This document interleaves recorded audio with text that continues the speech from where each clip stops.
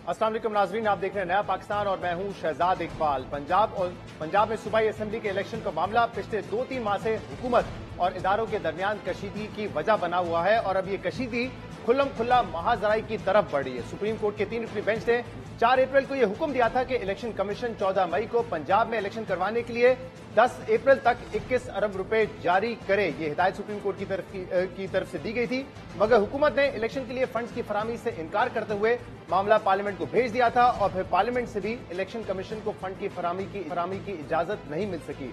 जिसके बाद chief justice Pakistan Umar Ata Bandial ने आज स्टेट बैंक को पीर तक बराह रास्त फंड मुख्तस करने और वजारत खजाना को फंड जारी करने का हुक्म दे दिया है। मगर सवाल यह है कि क्या स्टेट बैंक ऑफ पाकिस्तान और वजारत खजाना हुकूमत या पार्लियामेंट की इजाजत के बगैर खुद से इलेक्शन कमीशन को फंड जारी करेगा या नहीं।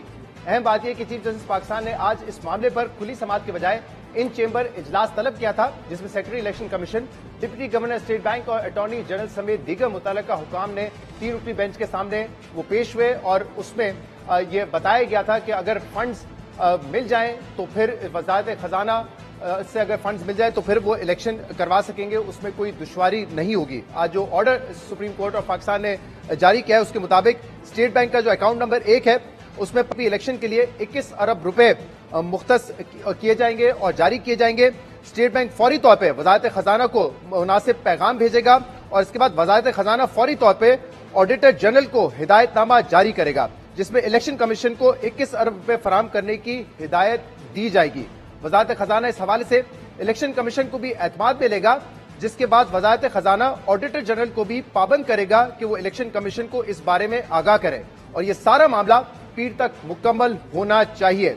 सुप्रीम कोर्ट के ऑर्डर के मुताबिक 17 अप्रैल तक 21 अरब रुपए इलेक्शन कमीशन के हवाले किए जाना लाजिम है और मंगल 18 अप्रैल को वजारत खजाना और स्टेट बैंक अमल दरामद रिपोर्ट अदालत में पेश करेंगे। जिसके बाद 18 अप्रैल को इलेक्शन कमीशन भी अपनी रिपोर्ट जमा करवाएगा कि 21 अरब रुपए उनको मिल सके हैं या नहीं। सुप्रीम कोर्ट के ऑर्डर में यह भी कहा गया है कि यह हुक्म हर मामले और मकसद के लिए अथॉरिटी माना जाए और वफाकी हुकूमत इन अखराजात को कौमी असेंबली से भी मंजूर करवा ले। तो आज सुप्रीम कोर्ट का जो ऑर्डर है उसमें वाज़ेह तौर पर उन्होंने स्टेट बैंक ऑफ पाकिस्तान और वजारत खजाना को कहा है कि पीर तक जो है 21 अरब रुपए फराहम किए जाएं। इसके अलावा एक और अहम मामला आज ये भी हुआ, अब से कुछ देर पहले नेशनल असेंबली का इजलास खत्म हुआ है और कल सुप्रीम कोर्ट ने जो प्रैक्टिस एंड प्रोसीजर बिल पर अमल दरामद रोक दिया था और अपने ऑर्डर में ये कहा था कि बुनियादी के बादी नजर में अदलिया का जो फैसला है पार्लियामेंट का जो कानून साजी की गई है वो अदलिया की आजादी और अंदरूनी मामलात में मदाखलत है।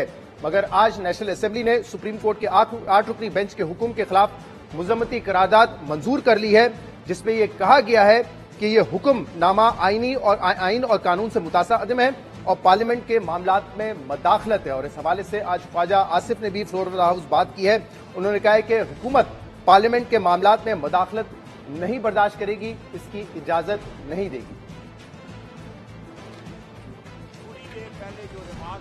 आर्मी चीफ ने इस फ्लोर पे दिए ब्रीफिंग के दौरान जो है पार्लियामेंट के मुताल्लिक मैं समझता हूं कि ये बड़े खुशाइंद रिमार्क्स थे आर्मी चीफ की तरफ से इस अदारे की बालादस्ती के बारे में। इस अदारे के जो सरबराह जो मौजूदा वजीर आजम है उनकी जो है वजीर आजम के ओहदे के बारे में, वो शहबाज शरीफ के बारे में रिमार्क्स नहीं थे, वो वजीर आजम के ओहदे के बारे में, इस पार्लियामेंट के अदारे जो अदारा है उसके बारे में जो उनके रिमार्क्स थे, मैं समझता हूं ये बड़ा खुशाइंद बात है।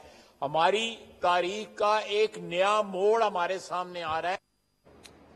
आज नेशनल असेंबली के सेशन से पहले नेशनल सिक्योरिटी कमेटी का इजलास भी हुआ था, जिसकी सदारत प्राइम मिनिस्टर शहबाज शरीफ साहब ने की थी। उसमें ख्वाजा आसिफ साहब ने ये गुफ्तगू की आर्मी चीफ के स्टेटमेंट के बाद, उस पर भी हम प्रोग्राम में बात करेंगे। लेकिन ख्वाजा आसिफ साहब ने जो पार्लियामेंट के हवाले से कहा है कि सुप्रीम कोर्ट पार्लियामेंट के मामलात में मुदाखलत नहीं कर सकता और अगर ऐसा करेगा तो हुकूमत पार्लियामेंट के साथ बढ़ेगी। इस पर हम तफसील से बात करेंगे। लेकिन एक और अहम मामला यह है कि आज अटॉर्नी जनरल ऑफ पाकिस्तान ने भी इस हवाले से बात की कि जो 4 अप्रैल का सुप्रीम कोर्ट का फैसला था उस पर हुकूमत अमल दरामद कर चुकी है। हुकूमत ने पार्लियामेंट को फंड्स के लिए लिखा, लेकिन अगर पार्लियामेंट फंड्स नहीं देती तो फिर हुकूमत क्या कर सकती है?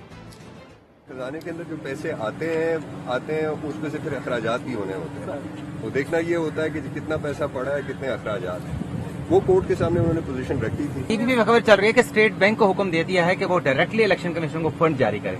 इसकी आप तरदीद या तस्दीक कर सकते हैं? देखिए वो स्टेट बैंक के ऑफिशियल मौजूद थे वहां पर, तो वो आप उनसे भी कंफर्म नहीं सर, अंदर कोई ऐसे डायरेक्टिव जारी किया गया है? जो भी इंस्ट्रक्शंस हैं वो वहां पे सबको दे दी गई थी। स्टेट बैंक आईनी कानूनी तौर पे तो पोजीशन ये है ना कि जो फेडरल कंसोलिडेटेड फंड है उसमें से कोई भी पैसा निकलना है तो वो कौमी असेंबली की अप्रूवल से, हुकूमत को भी कोई डायरेक्शन देने के लिए कौमी असेंबली की अप्रूवल चाहिए होती है, और फिर जब हुकूमत के पास वो अप्रूवल आ जाती है तो फिर हुकूमत आगे फर्दर इंस्ट्रक्शंस करती है। अब हुकूमत के पास तो ये अप्रूवल नहीं है ना, वो लीगल पोजीशन तो ये है। अदालत का सामना करेगी हुकूमत? तो इन्हें अदालत किस चीज की होगी? नहीं, फेडरल गवर्नमेंट ने तो कंप्लाई कर दिया है ना ऑर्डर, जब फेडरल गवर्नमेंट ने वो कानून ले गई कैबिनेट से अप्रूव करा कर, तो ऑर्डर की कंप्लाई फेडरल गवर्नमेंट ने तो कर दी, बाकी तो पार्लियामेंट का है। अब ये भी एक अहम और दिलचस्प मामला है कि हुकूमत और पार्लियामेंट की सुप्रीम कोर्ट के फैसले पे दो मुख्तलिफ पोजीशन है। एक तरफ हुकूमत और पार्लियामेंट इस हवाले से करारदाद भी पास कर चुकी है कि जो असल फैसला था सुप्रीम कोर्ट का वो 4-3 का था, जिससे पिटीशन को मुस्तरद कर दिया गया था, लिहाजा जो 3-2 का फैसला है उसको माना ही नहीं जा सकता। ये हुकूमत की पोजीशन भी रही है, हुकूमती वुज़रा की भी रही है, और पार्लियामेंट ने इस हवाले से करारदाद भी मंजूर की। लेकिन आज अटॉर्नी जनरल ऑफ पाकिस्तान ये कह रहे हैं कि जो 4 अप्रैल का फैसला था हुकूमत उस पर अमल दरामद कर चुकी है। हुकूमत ने पार्लियामेंट को फंड्स के लिए लिखा, लेकिन पार्लियामेंट ने उसको मुस्तरद कर दिया, तो अब हुकूमत क्या करती है। इसी तरीके से पार्लियामेंट जिसमें करारदाद पेश की गई थी कि असल फैसला 4-3 का है, लिहाजा 3-2 का फैसला नहीं माना जाएगा, उसी पार्लियामेंट ने अपनी कमिटीज को ये मामला भेजा कि जो इलेक्शंस हैं उसके लिए फंड्स दस्तयाब हैं, जिसपे मामला कमेटी में गया और मामला वहां से मुस्तरद हो गया। यानी कि एक तरफ कहा जाता है कि 4-3 का असल फैसला है, 3-2 के फैसले को नहीं मानते, लेकिन फिर अमल दरामद भी उसी फैसले पे किया जा रहा है।